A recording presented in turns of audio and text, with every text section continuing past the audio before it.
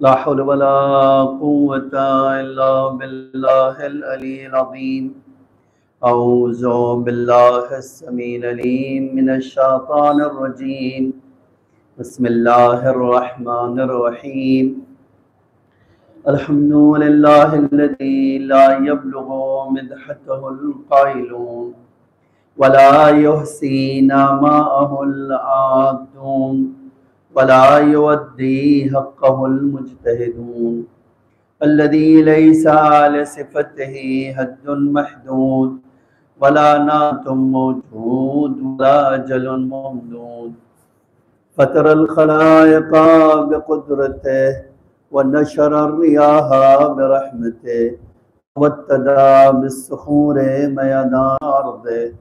सुम्मस्सलातु वस्सलाम वत्तहिय्यतु वल इकराम अला बशीरिन नज़ीर वस्सिराजिल मुनीर हबीबे इलाहिल आलमीन अबिल क़ासिमिल मुस्तफ़ा मुहम्मद सल्लल्लाहु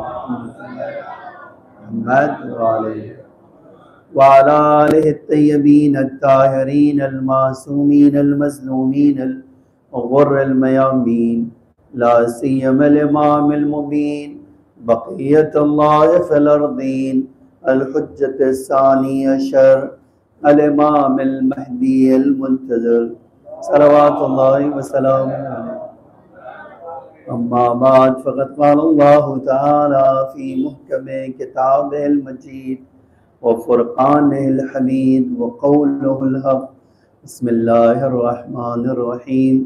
फ़ी बुयूतिन अज़िनल्लाहु अन तुरफ़ा व युज़करा फ़ीहा इस्मुहु व युसब्बिहु लहू बिलग़ुदुव्वि वल आसाल। एक सलवात पढ़िए। अज़ीज़ान गिरामी, सूरह नूर की 36 नंबर की आयत जिसमें अल्लाह इरशाद फरमाता है फ़ी बुयूतिन अज़िनल्लाहु अन तुरफ़ा। खुदावंद आलम ने कुछ घरों को क्या करार दिया है? खुद अल्लाह कहता है कि मैंने कुछ घरों को बुलंद करार दिया है। फिर वजह बताता है कि बुलंद होने की वजह यह है युज़करु फ़ीहा इस्मुहु, इस घर में अल्लाह का नाम लिया जाता है। खूब। उसके बाद वाला जुमला है कि एक ऐसा बुलंद घर जिसमें अल्लाह का नाम लिया जाता है। फिर युसब्बिहु लहू फ़ीहा, कि अल्लाह की तस्बीह होती है सुबह और शाम। तफसीर में जब हम जाते हैं तो इस आयत की तफसीर में दो नज़रिए पाए जाते हैं। एक सलवात पढ़िए मोहम्मद व आले मोहम्मद।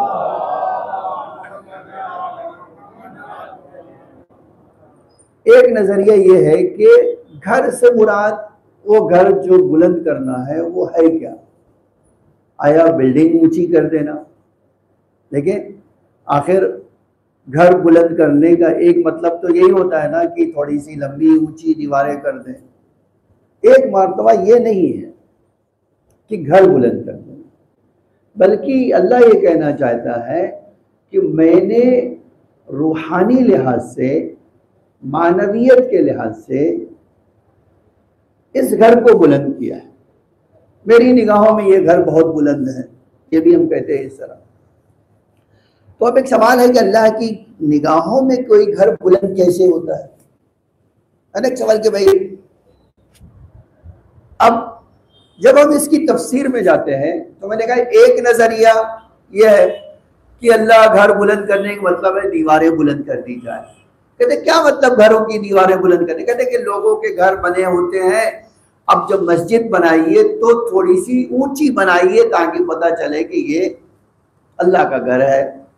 एक ये नजरिया। मैंने कहा दूसरा नजरिया यह है कि ये अल्लाह दीवारों को बुलंद करने की बात नहीं कर रहा है, बल्कि अल्लाह कह रहा है कि दुनिया में ऐसे कुछ हमने घर करार दिए हैं जो बहुत बुलंद है अल्लाह की निगाहों में, मानवियत की निगाहों में, रूहानी निगाहों में वो बहुत बुलंद है। पूछा किस लिए बुलंद है? तो अल्लाह खुद ही कहता है युज़करु फ़ीहा इस्मुहु, इस घर में चूंकि अल्लाह का जिक्र होता है इसलिए अल्लाह ने इसको बुलंद किया है। तो ये खुद करीना है कि ये घर की दीवारें बुलंद करना नहीं मुराद है, बल्कि अल्लाह अजमत के लिहाज से कहता है ये घर बड़ा है। अच्छा, आगे वाले भी वो सब बोलो क्यों? इसलिए कि इस घर में अल्लाह की तस्बीह होती है सुबह और शाम। तो और भी वाज़ेह हो जाता है कि ये बुलंद करने से मुराद ये नहीं कि उसकी ईंटें और दीवारें और छतें और मीनारे बुलंद किए जाए या डोम बना दिया जाए, इससे बल्कि ये समझ में आता है कि अल्लाह ने इस घर को बुलंद किया है तो इसलिए किया है कि इसमें अल्लाह का जिक्र होता है, और जिस घर में अल्लाह का जिक्र सुबह शाम हो वो अल्लाह की निगाहों में बुलंद है। ठीक है, अब हम जब तफसीर में आते हैं तो हमें तफसीर में मिलता है कि खुद जब यह आयत नाजिल हुई तो मस्जिद रसूल सल्लल्लाहु अलैहि वसल्लम में खुद रसूलुल्लाह बैठे हुए थे। यह आयत पढ़ी तो सहाबियों में से कुछ लोग खड़े हुए, ऐ अल्लाह के रसूल, ये बुयूत कौन से घर हैं? ये घरों से मुराद कौन से घर हैं? अल्लाह के रसूल हमें ये बता दीजिए। क्या इससे मुराद अंबिया का घर है? अल्लाह के रसूल ने कहा हाँ। क्या इससे मुराद औसिया का घर है? कहा हाँ ये भी। क्या उससे मुराद उलमा का घर है? कहा ये भी हो सकता है। ठीक है, इमामों का घर है? कहा ये भी हो सकता है। अब किसी ने, देखिए इंसान के दिल में जो होता है वो जबान पे आ जाती है। अब एक बड़े साहबी खड़े हुए और वो कहने लगे कि अल्लाह के रसूल अब ये भी बता दीजिए कि क्या इस घरों में फातिमा का घर भी शामिल है? देखिए, तो पैगंबर ने फरमाया अब तक जो तुमने नाम लिया था वो छोटे घर थे, फातिमा का घर तो सबसे बड़े घरों में है। एक सलवात पढ़ी है मोहम्मद वाले मोहम्मद। आप अंदाजा कीजिए। अब मैं आना चाहता हूं, ये इतनी बात आपने सुनी थी, ये घर क्यों बुलंद है? 20 वजह हमारे उलमा ने बताई, 20 वजह। अब सुनिए, अब आपसे एक सवाल कर लेता हूं। चलिए, हमारे सामने ही बैठे हैं तो हम इन्हीं से पूछे कि जहां कुरान नाजिल हो उस जगह की अहमियत है या नहीं? ये तो कोई मुसलमान इनकार ही नहीं कर सकता है। अच्छा, अब दूसरा सवाल है कि जहां एक नायत नाजिल हो जाए वो जगह बुजुर्ग हो जाती है, बड़ी हो जाती है, मुतबर्रिक हो जाती है और मुसलमानों की निगाहों में काबिल एहतराम बन जाती है, और हम बार बार उसका जिक्र अपनी किताबों में करते हैं, तफसीरों में करते हैं कि यहाँ ये वो जगह है जहां ये आयत नाजिल हुई, और जहां पूरा कुरान नाजिल हो, है ना एक सवाल। तो आपको जहां वही परवरदिगार नाजिल हो, जहां पूरा कुरान एक साथ नाजिल हो जाए वो, अब तो जाहिर सी बात है मुसलमानों को कहना पड़ेगा ये घर मुतबर्रिक हो गया इसलिए कि यहां पर अल्लाह के फरिश्ते आते जाते, है ना। हमारे पास नहीं, ये आलम इस्लाम का इजमा है कि देखिए कुरान तो बहुत सारी जगहों पे नाजिल हुआ है, नो डाउट कि कुछ आयतें मक्के में, कुछ सूरह मक्के में नाजिल हुई, कुछ मदीने में नाजिल हुई, कुछ जंग के मैदान में नाजिल हुई, कुछ रास्ते में नाजिल हुई, कुछ हजर में नाजिल हुई, कुछ पैगंबर के घर में नाजिल हुई। ये सब है, इससे बहस नहीं है, लेकिन हमारा ये कहना है कि मुसलमानों का इजमा है सूरह नूर नाजिल हुआ फातिमा के घर में हो, और इससे कोई इनकार नहीं कर सकता है। कोई मुसलमान आके कहते कि नहीं नहीं नहीं नहीं आप गलत कह रहे हो। आज आप देखिए सूरह नूर नाजिल हुआ कहां? बीवी के घर में। अब अरे सूरह दहर कहां नाजिल हुआ? एक साथ 18 आयतें नाजिल हुई कहां? बीबी के घर में। अब मुझे एक सवाल है कि जिस घर में कुरान नाजिल हो, जिस घर में सूरह नूर नाजिल हो, जिस घर में सूरह आए ततहीर नाजिल हो, है ना, जिस घर में सूरह दहर नाजिल हो, जिसकी शान में सूरह कौसर नाजिल हो, है ना, अब आप बताइए, देखिए यह है जो जुर्म। आप उस घर को आग लगाइए तो कहा जाएगा कि नहीं, इसने कुरान की हुर्मत का भी ख्याल नहीं रखा, है ना। इसी तरह अगर मैं आपसे कहूं कोई आदमी काबा ढा दे, क्या कहेंगे आप? है ना एक सवाल। भाई देखिए, हम मुसलमान हैं और हमारा किबला क्या है? काबा। हम उधर नमाज पढ़ते हैं। आज मस्जिद अक्सा एक मुसलमान की निगाहों में इतने लोग अपनी जान कुर्बान कर रहे हैं, किस लिए? कहते हैं इसलिए कि पहला किबला हमारा वो था, है ना। ये तो कोई और एक सलवात पढ़ी है मोहम्मद वाले मोहम्मद। अब अगर तुम उठ के गए, अगर अब तुम उठ के गए ना, तो तुम्हारे नाम से एक और सलवात पढ़ाएंगे।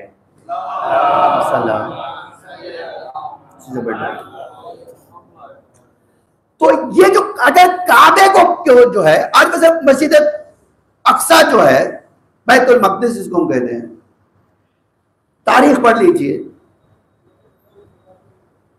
मुसलमानों की इज्जत है ना। हर मुसलमान पे वाजिब है कि उसका एहतराम करे, इसमें तो कोई शक नहीं। आज दुश्मनान इस्लाम और मुसलमानों की जंग उसी की आजादी के लिए है।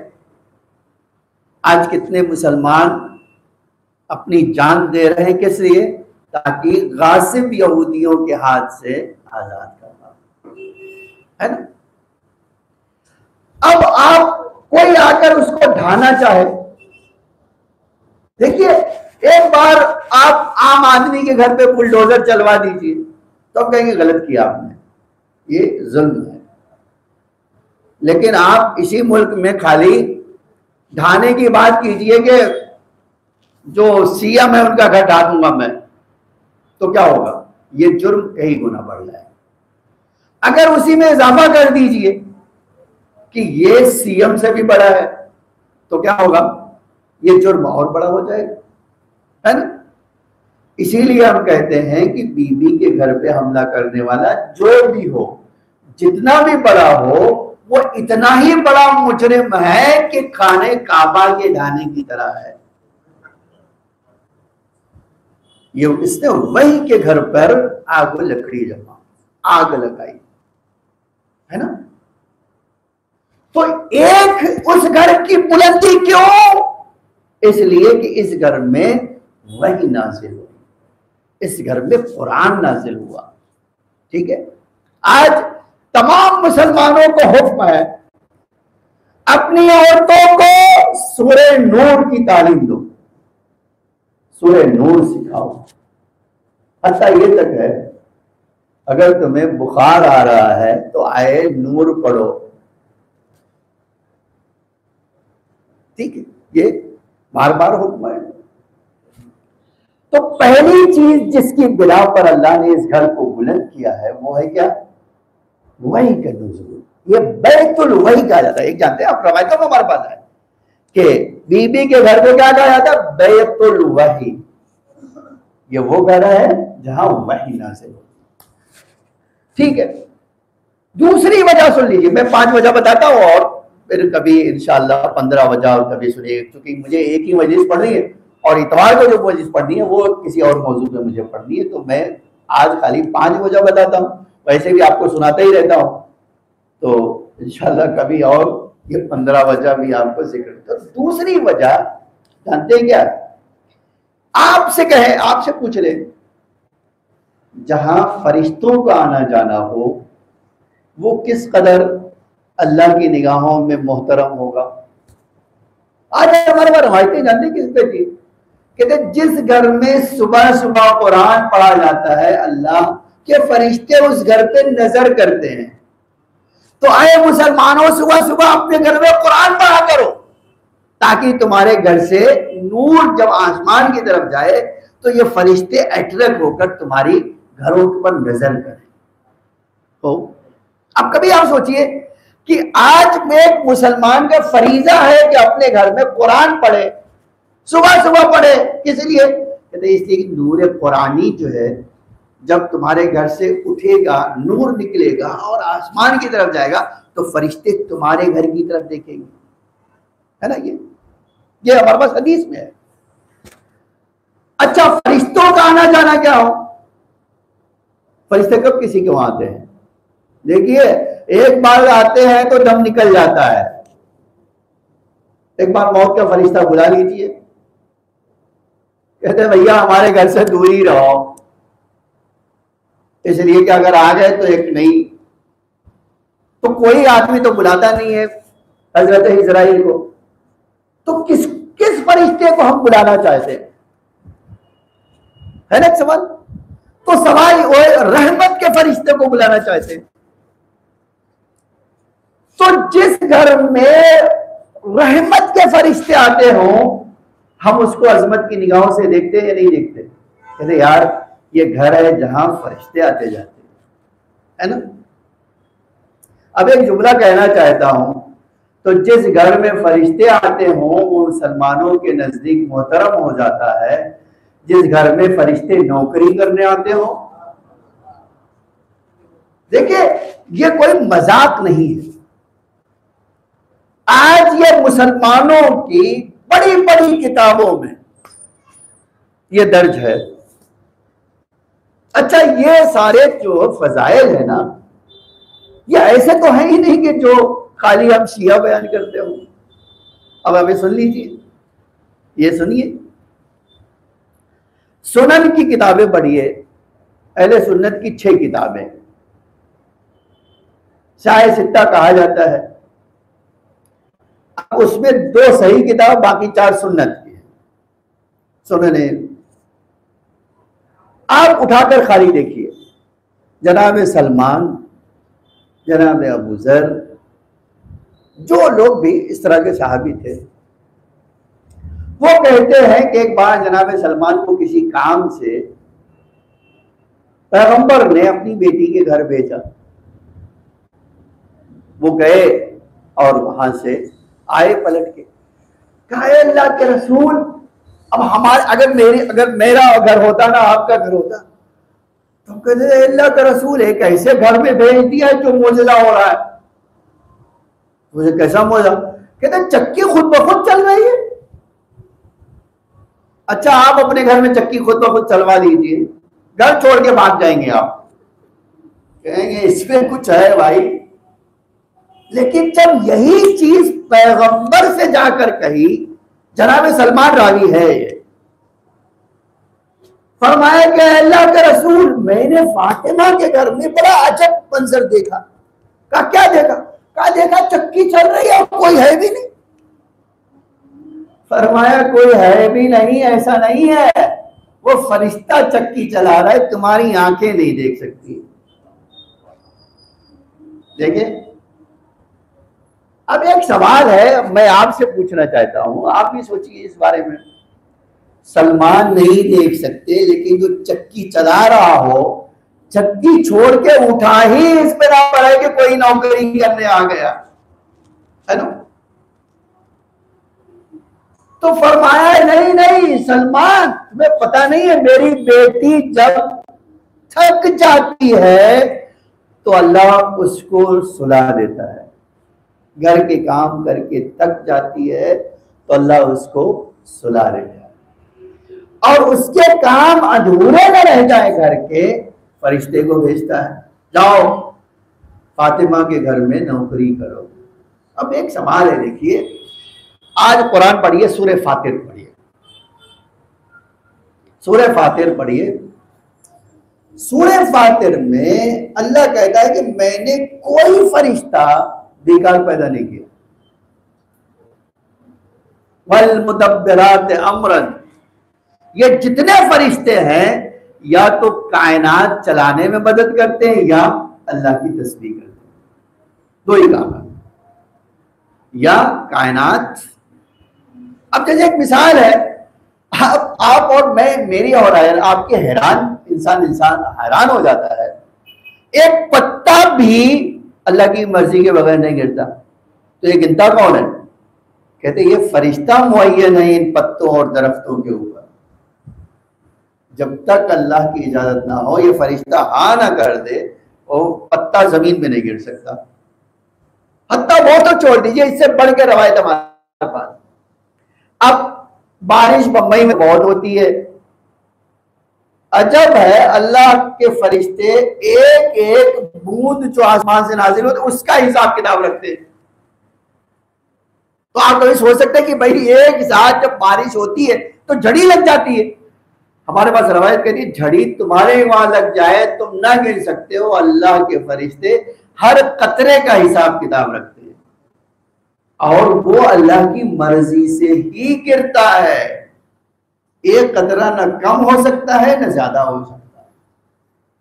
तो इसका मतलब यह है कि खुदावंद आलम जो इस दुनिया को चला रहा है उसके चलाने वाले फरिश्ते हैं, वो हुक्म के खुदा के पाबंद है। सूरह कलम पढ़िए, बड़ी वाज़ेह लफ्जों में अल्लाह ताला ने कहा कि देखो मेरे फरिश्ते अपनी मर्जी से हरकत नहीं करते हैं, वो 100% हमारे इताअत गुजार फरिश्ते हैं, इसलिए उनके पास ख्वाहिश ही नहीं, वो तो रूहानी है, आलम मलकूत से ताल्लुक रखते हैं, उनकी कोई खुद की ख्वाहिश नहीं। 100% खुदा के हुक्म के फॉलो करते हैं। हत्ता ये चाहते हैं, जो ये सूरह कलम में आया उसमें आया गिलासुन शदात, इंसानों जान लो अपने आप को, जहन्नम की आग से बचा लो, वरना फरिश्ते अल्लाह के आ गए तो रहम करने वाले नहीं है। तो क्यों? इसलिए कि उनको सिर्फ अल्लाह की इताअत करना है, उनकी खुद की कोई मर्जी। अब सवाल आपसे है, जब फरिश्तों को अल्लाह ने पैदा किया या कायनात चलाए या अल्लाह की तस्बीह करें या इबादत करें, तो अब मुझे बताइए जो बीवी के घर में आते थे वो किस लिए आते थे? मैंने अभी कह दिया कि आते थे नौकरी करने के लिए। तो अब एक और दूसरी बात है, या तो कहिए कि कायनात के चलाने से और तस्बीह परवरदिगार से ज्यादा बुलंद है फातिमा के घर की नौकरी। अगर ये ना होता, देखिए अल्लाह के वहां कुरान की मैं आयत पढ़ देता हूं, ये कुरान की आयत है, मा नंसख मिन आयतिन औ नुनसिहा, हम किसी भी अपनी निशानी को न मौत की आगोश में ले जाते हैं न भुलाते हैं, जब तक उससे बेहतर चीज ना ला दें। ये कानून खुदा है, इसलिए कहते हैं लन तजिदा सुन्नतुल्लाहि तब्दीला, अल्लाह की सुन्नत कभी बदलती नहीं है। यानी उसका कानून यह है कि अगर कोई उसका फरिश्ता है तो उसको पस्त काम दिया जाएगा, बुलंद काम दिया जाएगा। आप अगर आपको अल्लाह ने मुझे किसी काम के लिए पैदा किया है और अल्लाह कह रहा है कि तुम्हें यहां से हटाना है, तो क्या अल्लाह कह रहा है कि तुम्हें आप हटाऊंगा तो इससे बेहतर काम दूंगा, इससे पस्त काम तुम्हें नहीं दूंगा। हो, अब हमारा सवाल यही है, जब अल्लाह कुरान में कहता है कि इन फरिश्तों को मैंने कायनात चलाने के लिए पैदा किया है या इन फरिश्तों को पैदा किया है मेरी इबादत करने के लिए, तो फिर जब अल्लाह उनसे कह रहा है जाओ फातिमा के घर की नौकरी करो, तो बताएं ये नौकरी क्या उस तदबीर से और तस्बीह से बेहतर नहीं है?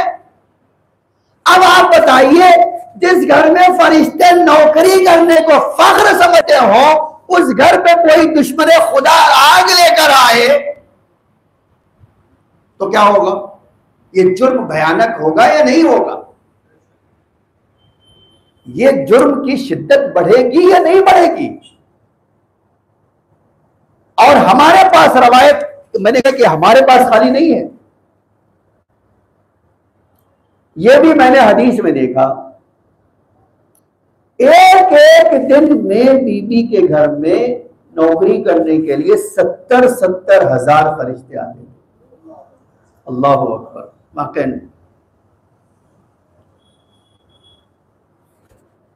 एक दिन बीबी ने कहा अबू जर से, अबू जर किसी काम से गए तो उन्होंने देखा कि इमाम हसन इमाम हुसैन को कोई झूला झूला रहा है। बच्चे छोटे हैं, उसी पे झूला झूला रहा है और बीवी अपने दूसरे काम में मसरूफ है। तो अबू जर ने पूछा, बीवी वहां कोई दिखाई नहीं दे रहा, आप तो इधर। फरमाया, अबू जर 3 फरिश्ते तो अभी लगे हुए हैं काम में, तुम्हें देखना है, तुम नहीं देख सकते हो, लेकिन मेरे काम में ये फरिश्ते लगे। आप कभी वाकई सोचे, जिस घर में एक दिन में 70-70 हजार फरिश्ते काम करने के लिए आए, जिस घर में बच्चों को झुलाने के लिए फरिश्ते झूला झुलाने के लिए आए, अत्ता ये मरहूम कुलैनी ने लिखा है। अच्छा, बीबी ने ये बात भी कही है, अगर आप देखना चाहे तो ये मरहूम कुलैनी की रवायत में है। मरहूम कुलैनी कहते हैं कि जब पैगंबर की वफात हो गई तो इनक़ता अनिल वही, बीवी ने फरमाया कि कुरानी वही मुनक़ता हो, रसूलुल्लाह का इंतकाल हो गया तो अब कुरान की कोई आयत, रसूल के ज़माने में ही कुरान मुकम्मल हो गया, अब कोई। लेकिन क्या जिब्रील का आना बंद हो गया? नहीं। आज मरहूम कुलैनी कहते हैं कि जिब्रील का आना ज्यादा हो गया और बार बार आते थे। इसमें भी ये सहाबी रावी है कि एक दिन गए तो देखा बीबी किसी से बात कर रही, तो खाली ये बीबी की आवाज सुन रहे, दूसरे की आवाज सुन नहीं रहे, तो थोड़ा सा इनको बीबी किससे बात कर रही है, तो दरवाजे पे आके आवाज दी, बीबी मुझे मौलाई कायनात ने भेजा है। और हाँ बोलो क्या बात है, पूछा तो कहा किससे बात कर रही थी? फरमाया जिब्रील आए हैं, वो मेरे बाबा के बारे में बात कर रहे हैं कि मेरा बाबा किस हालत में है, मेरी औलाद की क्या होगा, वो सारी चीजें, और मैं उन्हीं से बात कर रही, वो मेरे दिल को तसल्ली देने के लिए आए। आप कभी सोचे, हमारे पास रवायत का जुमला है कि जिब्रील या तो नबियों पर नाजिल होते थे या अल्लाह का पैगाम लेकर आते थे। ठीक है, ये दो ही सूरत, या अल्लाह का पैगाम लेकर आए या जो है अंबिया पर नाजिल हुए। अब बताइए मुझे कि बीबी को क्या कहेंगे, या कह दीजिए कि बीबी अंबिया से बढ़कर है, जैसा कि हमारे पास रवायत में है कि शहजादी कायनात का मर्तबा किसी भी नबी से कम नहीं है सिवाय उनके बाबा। ठीक, तो आप अब देखिए, इतनी सारी बात मैंने की किस लिए? हत्ता इमाम हुसैन ने भी बीबी की शहादत के बहुत बाद किसी दुश्मन खुदा से फरमाया था कि तुम क्या बात कर रहे हो, हमसे बात कर रहे हो? अगर आज भी हमारी माँ के घर में आओ देखो तो फरिश्तों के कदम के निशान तुम्हें दिखा देंगे। ये बहुत सालों के बाद भी कहा है। तो बीबी का वो घर है जिसको बैतुल मलाइका भी कहा जाता था। ये वो घर है जहां मलाइका की आमद और रफ्त होती थी और आते जाते थे। हो, एक और चीज देखिए, ये तो जो है दो चीज इस्लाम से बहुत गहरा ताल्लुक, बैतुल वही और बैतुल मलाइका। एक चीज और जो है बैतुल इस्लाम भी कहा जाता था। देखिए क्यों, आप कभी सोचिए बैतुल इस्लाम क्यों कहा जाता है? इसलिए कि इस्लाम अपनी तालीम से पहचाना जाता है। देखिए, मेरी जिंदगी में, आपकी जिंदगी में इस्लाम यानी क्या? भाई, आपकी जिंदगी में, मेरी जिंदगी में इस्लाम यानी क्या? तो आपको कहना पड़ेगा कि इस्लाम दो ही चीज का नाम, बल्कि तीन चीज का नाम है, या अकीदा, या अखलाक, या तरबियत। क्या इबादत आप कह लीजिए, उसी को हम तरबियत कहते हैं, इबादत। अब आप कभी सोचिए कि जिस घर में पैगंबर जो है, असली तरबियत जानते हैं क्या होती है? पैगंबर अकरम बहुत सारी चीजें तो बता ही नहीं सकते, जैसे औरतों के काम।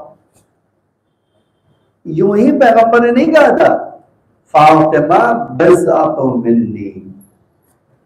जो भी आता था कि औरतों को मसला है तो जाओ मेरी बेटी से पूछ लो, वो तुम्हें जो कहेगी वो मैंने कहा है, ये भी पैगंबर कहते थे। अब आज आपके पास, मेरे पास कितनी तरबियत के, बीबी के, बीबी के पहलू हैं। एक मिसाल है कि आप, बीबी ने अपने वजूद में दो मासूम को परवान कराया, जिनको हम क्या कहते हैं? हसन और हुसैन कहते हैं, है ना? तरबियत की किसने? बीबी ने की। और कैसी शान थी कि आज आलम इस्लाम मुत्तफिक है कि अगर अली ना होते तो इस्लाम परवान ना चढ़ता, और हुसैन ना होते तो इस्लाम का नाम मिट जाता, है ना? तो कौन, किसने इनको परवान चढ़ाया था जिनकी इतनी? सबब यही है, बाप का किरदार। कभी आप सोचिएगा, 13 साल में आप देखिए, 10 साल, 13 साल पैगंबर बाहर है मक्के में, 10 साल मदीने, 10 साल में 80 जंगें लड़ी। कभी हिसाब लगाए तो हर 1.5 महीने पे एक जंग में मौलाए कायनात चले गए, हर 1.5 महीने में घर से बाहर। ये तो खाली जंग की बात। और इस्लामी मिशन पूरा करने के लिए हर इवेंट में कौन गया? अली, है ना? तो घर में कितने दिन मौलाए कायनात रहे? सच पूछे ना तो मौलाए कायनात घर में इन 10 साल में बहुत कम रहे हो। मैंने कहा कि 80 जंगे, हर 1.5 महीने के बाद एक जंग है, और जंगे भी कैसी कैसी, 3-3, 4-4 महीने जंग चलती। ये अच्छी बात है। तो ऐसी सूरत में मौलाए कायनात कितना घर में रहे। और आज हमारे पास रवायत है कि बीबी की शहादत के वक्त इमाम हसन 7 साल के थे, इमाम हुसैन 6 साल के थी, 6 साल के थे, और 5 साल की बीबी थी, और उसके 1 साल के बाद जनाब कुलसूम थी। तो इतने छोटे बच्चे थे, है ना, बीबी की शहादत के वक्त में कह रहा हूं। तो आप कभी सोचिए, इन बच्चों को किसने इस्लामी तरबियत दी? जिस तरबियत का असर हुआ कि इस्लाम को हुसैन ने ही बचाया। वरना हमारे वहां तो बड़ा मशहूर, आलम इस्लाम का ये बड़ा मशहूर है, इस्लाम ने जब माल बांटा तो हजारों आए, इस्लाम ने जब खून मांगा तो 72 आए। जो सच बात है, इस्लाम को लूट कर गनी बनने वाले तो बहुत लोग हैं, लेकिन इस्लाम को बचाने वाले लोग कौन है? ये सिवाय बीबी की औलाद के। इसीलिए आप जान लीजिए, अभी आप, मैंने अभी इसी जंग इजराइल और यहूदियों की जंग में देखा, तो एक यहूदी अमरीकी ने लिखा है कि मैं एक यहूदियों से कहना चाहता हूं, यहूदियों को पैगाम देना चाहता हूं कि देखो, मुसलमानों के मर्दों से ज्यादा उनकी औरतों पे ध्यान रखना, इसलिए कि एक ज़ैनब ने यजीद जैसे की हुकूमत पलट कर रख दी। तो ये जो मुस्लिम बच्चियां हैं ना, उनको ज़ैनब की तालीम इतनी ताकत फराहम करती है, तुम्हारी क्या मजाल है? वो बड़े बड़े बादशाहों को उलट के रख दिया, तो तुम क्या हो? तो ध्यान रखो कि ज़ैनब का किरदार किसी बच्ची में ना आने पाए। वरना क्या करेगी? वो जाहिरन तो हिजाब में होगी, जाहिरन इफ्फत के दायरे में होगी जाहिरन, लेकिन उसके अंदर इतनी ताकत होगी कि वो बड़े से बड़े जो है सल्तनतों को उलट दे। तो तुम तो कुछ भी नहीं हो उसके पास। तो तुम्हें ये ध्यान रखना होगा कि ज़ैनब की जैसी किरदार वाली बच्ची के ऊपर तुम्हें काम करना हो, उसको उस रास्ते पे जाने ही नहीं देना हो। तो आज इतने सालों के बाद जब बीवी की मिसाल दी जाती है तो पाला किसने है इसको? इसीलिए कहते 5 मासूमों के किरदार ने ज़ैनब को परवान करना है। ठीक है, एक बात और सुन लीजिए और जल्दी से बात समझ लेता हूं। जानते एक घर जो है ये बीबी का घर तवल्ला और तबर्रा का भी घर है। आप सोचिए भाई ये कैसे हो सकता है कि तवल्ला और तबर्रा का घर? अब मैं आपको बताता हूं, ये भी दोनों बीबी की तालीम में पाया जाता है। ये बैतुल विलायत और दुश्मने इस्लाम से बैतुल बराअत भी है। आज रवायत का जुमला है कि जब बीवी के साथ वो हादसा जालिमों ने जुल्म कर दिया तो मदीने की औरतें बीबी की अयादत करने के लिए आई, बीबी की अयादत करने के लिए। और उन्हीं अंसारी औरतों में से किसी एक ने सवाल किया बीबी, कैफा अस्बहती या बिन्त रसूलिल्लाह, ऐ बिन्त रसूल आपने सुबह कैसे की? तो आप कभी सोचिए कि बीबी के से ये जब सवाल किया तो पूरा खुतबा बीबी ने इसी सवाल के जवाब में औरतों के लिए इरशाद फरमाया। वो खुतबा है हमारे पास, और ये खुतबा नकल करने वाले भी सालिम शिया नहीं है, ये बात जान लीजिए। अब उस खुतबे में बीबी ने 2 बात कही। पहली बात कही कि सुबह किया है तो तुम्हारी दुनिया से नफरत मेरे वजूद में पाई जाती।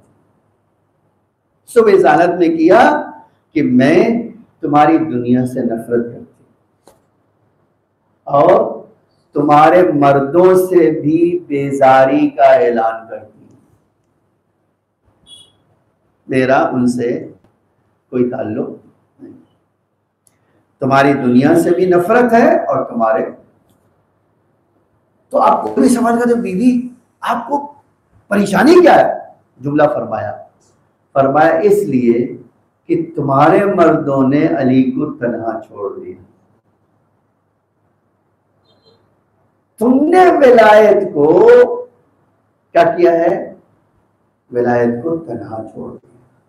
पूछा तुम्हारे मर्दों ने से अली से दुश्मनी किस बात की निभाई है? ये तो बताओ। यह है विलायत। बैतुल विलायत क्या है? उस घर से विलायत का पैगाम आज सारी दुनिया तक ही आया ना खुतबा। और तो जाकर अपने मर्दों से कह देना दुनिया से नफरत इसलिए है कि एक दुनिया में वफादारी नहीं है। तुमने जिस घर को सलाम करते आते थे कल तक, आज उसी घर के साथ दुश्मनी निभा रहे हो और विलायत को तन्हा छोड़ दिया। और फिर ये बात शेखैन की है। मौलाए कायनात से तारीख कहती है, ये हदीस कहती है कि मौलाए कायनात से शेखैन ने आकर कहा अली हमें फातिमा से मिलना है। फरमाया मिलो। फरमाया हमें आने की इजाजत नहीं देती है। जब हम कहते हैं कि हमें मुलाकात करना, गए नहीं तुमसे हमें कोई मुलाकात नहीं करनी। हम तो आलम इस्लाम से पूछते हैं भैया एक बार किसी ने रिजेक्ट कर दिया तो आपको क्या जरूरत जाने की? और अच्छा अजब ये है कि अहले सुन्नत के बड़े बड़े उलमा लिखते हैं कि शेखैन को इतनी मोहब्बत थी कि धूप में खड़े रहते थे। और हमारे जाकिरीन कहते थे कि बीबी इस दुनिया में जहन्नम में जाने से पहले ही जलाना चाहती थी। सही बात है। आप धूप में खड़े रहिए, 60 डिग्री में खड़े रहिए, तो क्या होगा? आप जल जाएंगे। लेकिन ये जहन्नम से पहले जलने की बात। अब जब कहा बीवी से कि हमें मौला कायनात से कि हमें मिलना है, कहा मिल लो, कहा बीवी इजाजत नहीं देती, आप वसीला बन जाइए। आज हम कहते हैं मुसलमानों तुम्हारे खलीफा तो वसीला के बगैर ना रह सके, उनको वसीले की जरूरत आ गई और तुम वसीले का इनकार कैसे कर सकते हो? तो या तो कह दो खलीफा के फॉलोअर नहीं हो, वरना वो खुद वसीला ढूंढ रहे। और ये तारीख में मुसल्लम चीज है यार। तो फरमाया मेरे पास क्यों आए हैं? कहा जहरा से सिफारिश कर दीजिए, आप जहरा से कह दीजिए हमें एक मौका दे दे मुलाकात करने का, हमें कुछ कहना है, माफी मांगना है। इमाम ने कहा देखिए वाकई अदब ये होता है। आज मैं सोचता हूँ ये भी हमें मौला से अदब सीखने की जरूरत है कि हमें अपनी बीवियों का मालिक नहीं बनाया गया है। फरमाया मैं जहरा से बात करूंगा, अगर वो कहेंगी इजाजत देंगी तो मैं आके बता दूंगा, अगर वो मना कर देंगे तो मना कर। देखिए ये भी अदब है या नहीं है? जबकि इमाम है, इमाम का मतलब ही होता है कि इताअत वाजिब है, लेकिन नहीं, मैं पूछूंगा। तारीख कहती है अब मौला आए, फरमाया बीबी कुछ लोग कह रहे हैं आपसे मिलने की दरखास्त लेकर। अजब जुमला फरमाया, मेरी जान कुर्बान हो शहजादी की अजमत में, वाकई बहुत अजब जुमला फरमाया।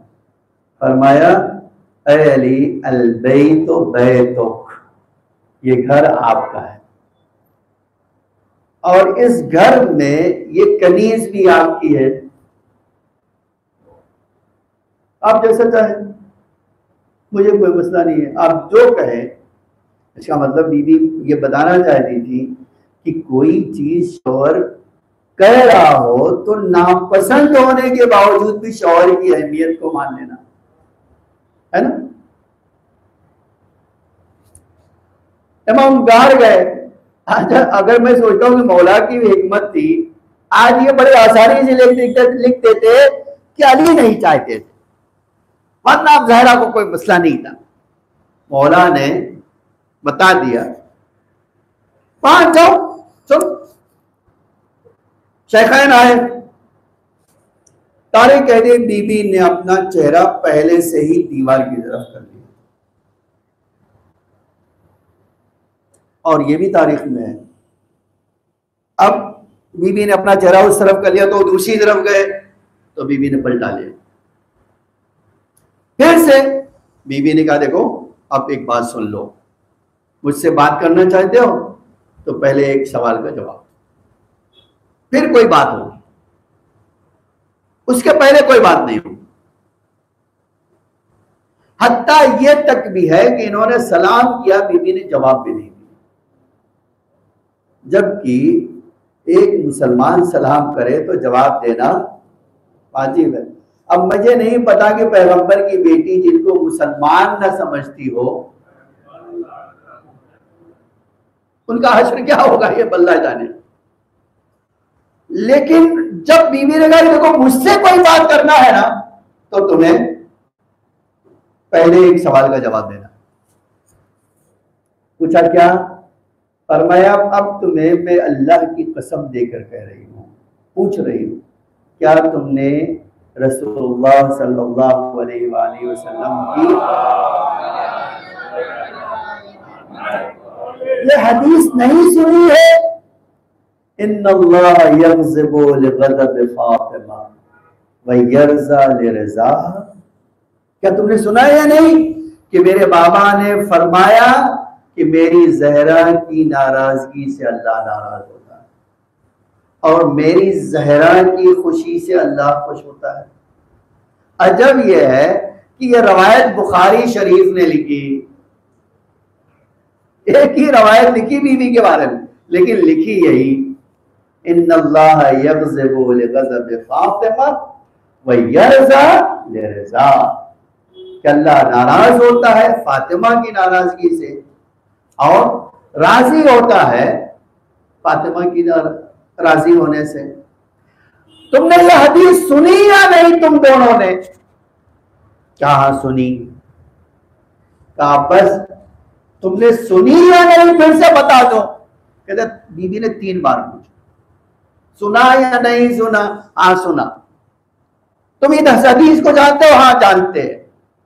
कहा बस अब तुमसे कोई बात नहीं करना है। कहा ए अल्लाह, मैं तुझे गवाह बनाकर कहती हूं, अब मैं जब तक जिंदा रहूंगी इनसे ना बात करूंगी और जाऊंगी भी तो इनसे नाराज होकर जाऊंगी। हम कहते हैं ये है बैते विलायत और बारात। ये वो घर है जहां से विलायत भी हमें लेना है और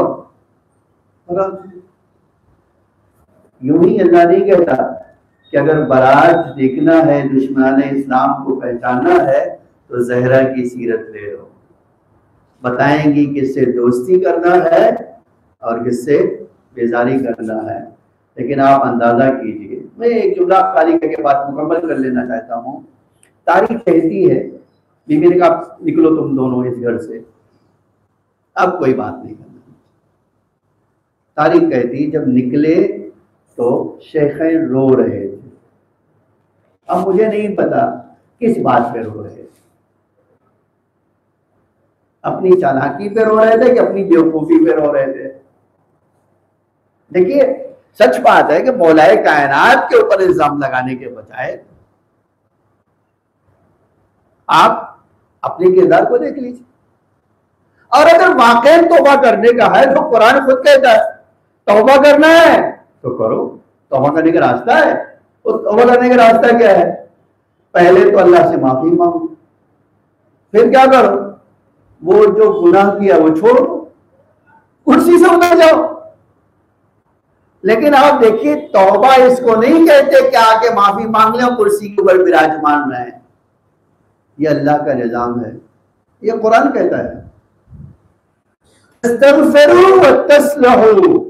और अपने काम को सुधारो। अगर सुधारा नहीं तो तुमने तौबा नहीं किया। आज मुसलमान कहते तौबा कर लिया होगा, अगर तौबा कर लिया होता तो एक तरीका ये भी था, ये कुरानी तरीका था। और आप तो कहते थे हस्बुना किताब अल्लाह, तो कर लो। तो तौबा का दरवाजा तो किसी के लिए खुला हुआ है। लेकिन उसी बुखारी में आ गया कि बीबी इस दुनिया से गई, वहिया साखिततुन अला शेखैन, बीबी नाराज होकर इस दुनिया से शेखान से गई। और किस दर्द से गई? बस अजीजाने के नाम, ये वो दर्द ऐसा था जिस दर्द से कुछ सूरज कर पैगंबर रोते थे। आज मैंने ये रवायत खुद देखी है कि पैगंबर मस्जिद में बैठ के रो रहे, मस्जिद में, और अचानक इमाम हसन आके जानू पे बैठ गए। उनको देखकर हिक हिक रोते हैं, यानी हिचकियां बन जाती है, इतना रोते। इमाम हुसैन आए बैठ गए तो उनको देख के रोते हैं। रावी कहता है कि देखा मौलाए कायनात आए तो बोले मेरे पीछे खड़े हो जाओ, खड़े हुए उनको देख के रोते। तो किसी सहाबी ने कहा अल्लाह के रसूल किसी का और इंतजार है? कहते हाँ मुझे फातिमा का इंतजार। आप कभी सुनिए पैगंबर अपनी बेटी का बहुत एहतराम करते। बीबी को बुलाया, सामने बिठाया। एक किसी ने पूछा कि अल्लाह के रसूल इन चारों को देख के रोते हैं, जिंदगी में अच्छे दिन भी हम कभी याद कर लीजिए। फरमाया आज को नहीं सोच के रो रहा हूं, मैं अपने बाद को सोच के रो रहा हूं। मेरे बाद मेरी बेटी के साथ क्या होगा? पूछा अल्लाह के रसूल क्या होगा?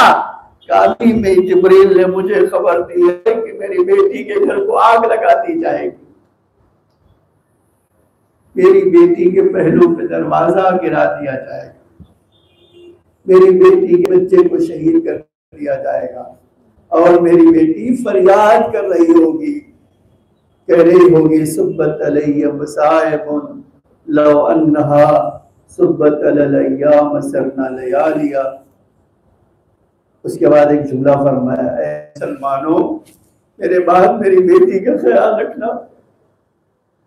आप अंदाजा करें जो रसूल ये कहते हुए रोते हुए जा रहे थे, उसी की उम्मत ने तीसरे दिन बीवी के घर पे हमला किया। और कैसा हमला, आज रवायत का जुमला है, जब बीवी दरवाजे के नीचे आई तो खुद इस जालिम कहता है मुझे पता था ज़हरा दरवाजे के पीछे है, कि जब मैंने अपनी ताकत से दरवाजे पे हमला किया, मैंने ज़हरा की आवाज सुनी, फिज़्ज़ा मुझे बचा ले, ऐ फिज़्ज़ा मुझे बचा ले, जालिमों ने मेरे वजूद पर हमला किया है। अरबाब अज़ा, बस दो जुमला सुन लीजिए। उसके बावजूद बीबी को होश था, जब दरवाजा गिराया गया, जब देखा कि मेरे घर में आ रहे हैं तो हाथों को फैला दिया, मेरे घर में मेरी इजाजत के बगैर ना आओ। जालिम ने कोड़ा मारा, बेहोश होकर बीबी बेहोश हो गई। अब जब होश आया तो मख्तर का अजब जुमला है, मख्तर का जुमला यह है कि होश आया तो फिज़्ज़ा से पूछा अली कहाँ है? का बीबी अली के गले में रस्सी डालकर मस्जिद में ले गए हैं। फिज़्ज़ा मेरी चादर ला दे, फिज़्ज़ा मेरी चादर ला दे। आप अंदाजा करें तो जुमला कहना चाहता हूँ, जिसका बाजू जख्मी हो, जिसका पहलू जख्मी हो, जिसका बच्चा शहीद हो चुका हो, जिसका वजूद पारा पारा हो चुका हो, जब चादर ओढ़ी मस्जिद में आई, आवाज दिया खल्लू अबुल हसन, अबुल हसन को छोड़ दो वरना मैं अपने बाल परेशान कर दूंगी। और बाप अज़ा सलमान को मौला ने कहा, सलमान जाओ फातिमा को रोको कहीं बद्दुआ ना कर दे। सलमान आए, बीबी मौला कह रहे बद्दुआ ना कीजिएगा, बद्दुआ ना कीजिएगा, ये आपके बाबा की उम्मत है। का सलमान जाकर कह दो अगर अली को नहीं छोड़ा, अपनी आंखों के सामने अली को बदलौर के नहीं देख सकती। जालिमों ने ये देखा तो अली को छोड़ा। जब अली को छोड़ा, तारीख कहती है मौलाए कायनात बीबी के पास आए, बीबी ने हाथ पकड़ा, घर में लेकर आई, अली मैं कुर्बान हो सकती हूँ लेकिन अपने सामने बच्चों को यतीम नहीं होने देख सकती हो। मैं एक जुमला कहना चाहता हूँ, बीबी मदीना था, अरे घर से बाहर निकली तो बाप को साथ लेकर आई। आए शहजादी ज़ैनब खाने से बाहर निकली तो जब मंजर देखा, शिमर हुसैन के सीने पे है, कुंद खंजर चला रहा है, ज़मीन करबला लरज़ रही है, आवाज आ रही है, अला क़ुतिल हुसैन में करबला, अला ज़ुबिहल हुसैन में करबला।